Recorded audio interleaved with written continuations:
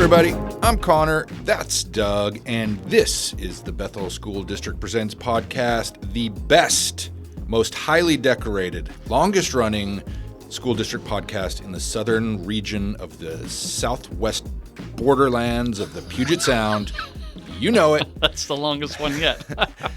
And as always, we have a fantastic show this week, and my good buddy Doug here is going to kick us off with our useless trivia segment. Absolutely. Well, just last year, we all said goodbye to the penny. The penny is now out of circulation. It was introduced, believe it or not, in 1793, 230 years of the penny, and now it is gone, although there are still 300 billion of them in circulation. So we'll still see a few of them around, I guess. So I was reading about that, and I learned this fun fact, which is my useless trivia. America phased out another coin 170 years ago when we got rid of the half cent. And I learned that in a Wall Street Journal article and then followed it up with some other reporting from the AP and ABC News. So fantastic. I've been hoarding half cents for a long time now, so maybe it'll be worth something at some point. So, Connor, what is your useless trivia for this week? Well, Doug, did you know that the mesh grating on your microwave is actually an important safety feature? The one on my microwave? Just yours.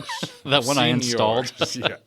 All of our microwaves, in fact, use electromagnetic radiation to heat food. I think we basically know that. Microwaves, the actual waves, not the appliance, are long compared to other forms of radiation like X-rays or gamma rays. They're about 12 centimeters long to be exact, making them bigger than wavelengths of visible light.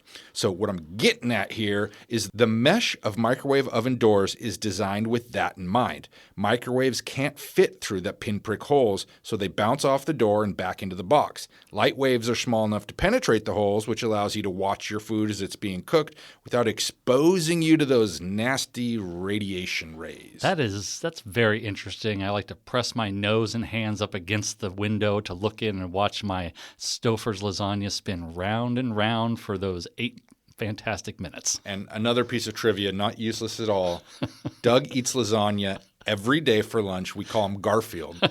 Can't get enough of it. Now, we have a very special guest joining us today, but before we introduce him, we are contractually obligated to tell you that Bethel will have 2 renewal levies on the ballot this February. Yes, indeed. Both the Educational Programs and Operation Levy and the Technology Capital Levy are replacements of expiring measures. They are not new taxes. Let me say that really clearly. Both of these levies are at the exact same tax rates that voters approved in 2022. And what we want to zero in on today is the Technology Capital Levy. That is what keeps our classroom technology up to date, provides iPads for all students, and keeps staff and students safe with the latest cybersecurity and infrastructure. And I don't know if a lot of people know this, but student iPads are actually replaced every 3 or 4 years. And as a lot of us know, iPads do have a great resale value. So we do work with resellers to get the most we can for those old devices, which really puts millions of bucks back into our tech levy budget. And now that we're talking about tablets, it's time to introduce you to our special guest this week. He is no stranger to the pod, Mike Christensen, our Chief Technology Officer. Mike, welcome back. All right, let's go. I'm happy to be back.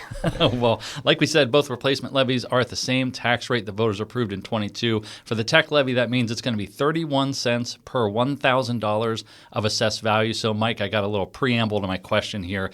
2 things about that. First, we're seeing other districts around us asking for more money with their levies while Bethel is staying the course.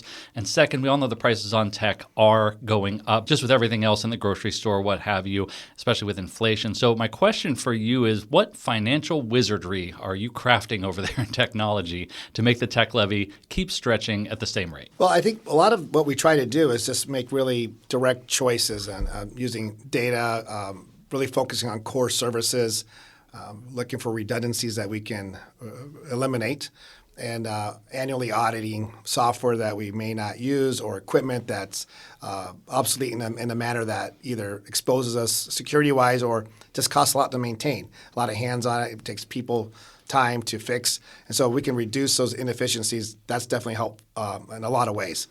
The second thing is we have a one-to-one program, for example, in our district. iPads is the big one for our students, and our staff have laptops. We buy Apple products, and they have been a really, efficient and dependable device to use. We found out they're a really big value on the resale market. So instead of a Chromebook that might be a neighboring district, that after 4 years, the device is either given away or sold for $5 or even paid to dispose of at times, we're receiving about a third of the value of the original purchase price that we used. So we're seeing at least 30% that we're returning on our investment from every iPad that's used after the students have had the opportunity to have it for 3 to 4 years, and the same with our staff laptops. And so that's what really brought back millions of dollars back into the levy to reuse, to purchase more devices and continue to stretch that levy dollar as you asked. Yeah, so we're definitely getting a lot of bang for our buck, which we appreciate. One of the things that our community that we know they care about is security, and obviously physical security of their children, of staff members, of visitors is paramount, but there's also cybersecurity. What are we doing as a district, thanks to this tech levy, to help in that front? Yeah, so the tech levy has really given us an advantage that we wouldn't have is in order to update our cybersecurity systems. So we've been able to bring in updated current software, support services, and even some consulting at times to say, hey, how are we doing? Can you give us a test and see where our vulnerabilities are so that way we can make those improvements and close those loopholes that an attacker might find. And so without those dollars, we wouldn't be able to conduct as many tests. We wouldn't be able to have some of the phishing campaigns we run on our own district staff to say, hey, don't click on this link. Yeah, and even something as small as two-factor authentication, like when I log into my email, I have to go to my phone to put in a code so that I can get it. Like there's a cost behind that too, and I think a lot of people don't think about that kind of stuff. Yeah, definitely. Every kind of feature we do at an enterprise level, and being a district that has 30,000 people in it, students and staff. Solutions are not, the one-off $29.99 per year and get 3 months free. We have to buy solutions that are scalable, that we can manage and fix and help support users, and also that providing the very highest levels of security, such as our two-factor authentication. Yeah, and we're trying to set up our kids for success in the future, not a world that already exists, but one that will exist. And technology, like it or not, is here to stay. Absolutely. Mike, thanks so much for joining us today. My pleasure. Thanks, guys. We are talking technology this week, and while we all know we have iPads in the classroom, we do have some iPads in places you may not think as well. And to talk more about that, we have Transportation Director John West in studio. John, welcome. Hey, thanks for having me again. Glad to be here. So, John, people might assume that our drivers have been using some form of digital navigation for a while, but that's actually not the case. It's a new thing here. So now each driver has a tablet with turn-by-turn directional navigation. So how would you say that's benefiting our drivers? Yeah, so the turn-by-turn navigation piece is incredibly important. It tells our drivers where their next stop is, and it uses geofencing to check our drivers into that stop. So if they've missed a stop, it will flag them immediately and allow them to reroute back to that stop. Oh, that's awesome. Very Yeah, cool. Very cool. Yeah, and we've had some times when there's been an accident on the road or something like that, and we've had to reroute around. In the past, what was the procedure for that? They would have to know the roads. They just have to know the roads.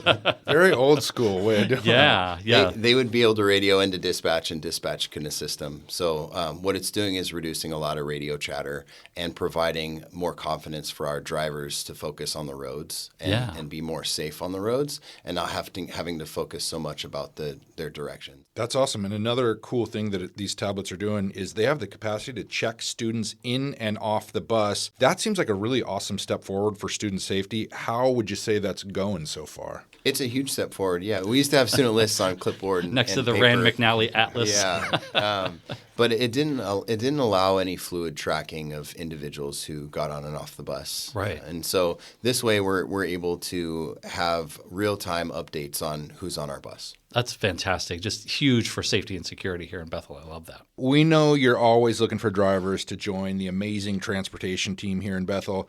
How are we looking right now as a district? Do we have enough drivers? And I know that's always the question. And I don't know if we can ever answer if we have enough. Our goal is to support our families in need, and we continue to support the growing need for additional drivers and bus assistants. Expanding our team allows us to add more routes, which helps reduce overall bus capacity and improve service to our students. We're proud to share that we currently have 142 route drivers, 12 full-time substitute drivers, and 20 trainees. We love seeing our team grow and expand and work together to fulfill our vision. Love that. And I'm glad you brought up bus assistants too. We always talk about the need for drivers. Those bus assistants are really, really valuable members of Team Bethel here. Can you tell the folks that are listening what a bus assistant does on those routes? Yeah, our bus assistants have an incredibly important role. They provide more dedicated care for our students in need. So they support our program students. They provide one-on-one care for our students who are medically fragile, who have higher levels of care that are required on the bus. Yeah. They also provide support for our drivers and safety, overall safety on the bus. Absolutely. That's what an important job too, along with the bus drivers. And we've said it before, we'll say it again, bus drivers, the first Team Bethel person that these kids see every day and the last Team Bethel person that says goodbye to them at the end of the school day. So really, really valuable members of Team Bethel.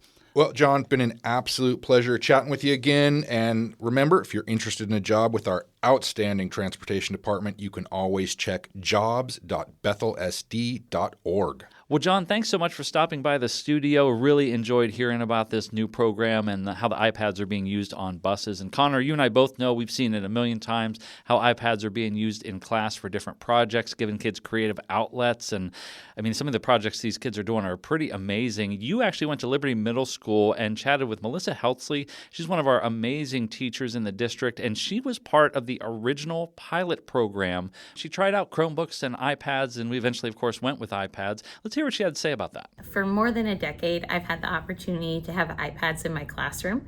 I actually was one of our first pilot teachers the very first year that we had iPads due to the tech levy. Before that, I remember how challenging it was to plan for research for all of our various topics we cover, and how I had to sign up to use a computer lab, and the kids only got one day, and it was very complex. Now, thanks to iPads in my classroom, I'm able to have research at our fingertips.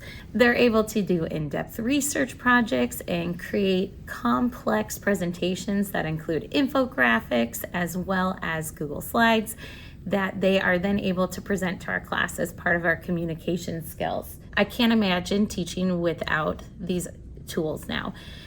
The level of growth I have seen in my students is phenomenal.